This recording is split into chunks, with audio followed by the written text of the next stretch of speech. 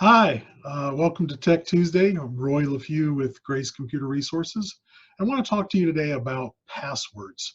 Now, a lot of people think that hacking is some sophisticated, really smart guys who are maybe sitting in a basement room locked away, and they're maybe coming in through your toaster oven into your network at the house, and they're looking at the bits and bytes of traffic going through your network, and they're figuring out how to access your data like that.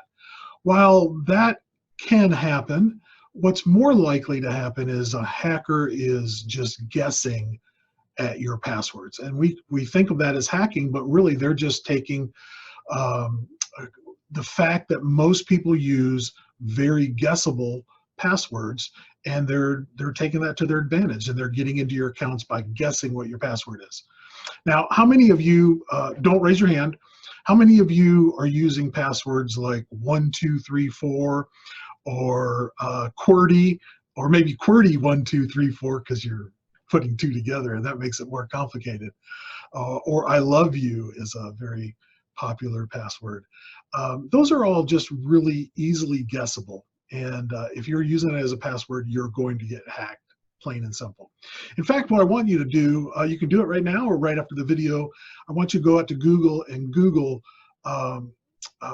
most used passwords, and look at the top 10 or the top 25 of most used passwords, and let's see how many of you have passwords on that list. You can comment below if you're guilty, but I want you to change your password before you do that. But let's see how many of us are guilty of doing that. What I want to do is maybe give you some ideas about what not to do. And I've got three things that I want you to stop doing when it comes to your passwords. The first thing is I want you to stop using any personal identifiable information. No names, no children's names, no pet names, no anniversaries, no dates of birth, no favorite movies, favorite colors, favorite books, favorite music stars, nothing that's something that somebody could find out in social media about you and then use to guess your password. Don't do any of that. Just stop it right now. If you're using those as your passwords, let's go ahead and change your passwords today. Number two, and this is just a little broader, stop using any dictionary word. If the word can be found in the dictionary, don't use it, because hackers can have automated programs that just simply go down the dictionary and they try every word or combinations of words, and it doesn't matter to them. If this takes 3, 4, 5 days or weeks or months, if they can put together a combination of words or scan through the whole dictionary and guess your password, then they have access to your account. And the third thing I want you to stop doing, and if you don't hear anything else, hear this: stop using the same password for multiple accounts. Every account that you log into should have its own unique password. Why is this important? So hackers do spend a lot of time trying to breach into companies. There's professional hackers that do that.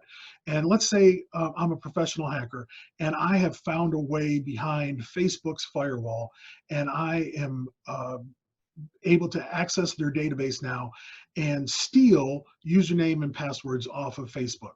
I'm going to go sell that on the dark web to somebody who's not as smart as me hacking wise, but still wants to do damage. And so now I'm one of these other guys that's going to be hacking, and I buy this username and password off of the dark web. So I've got your Facebook login and password.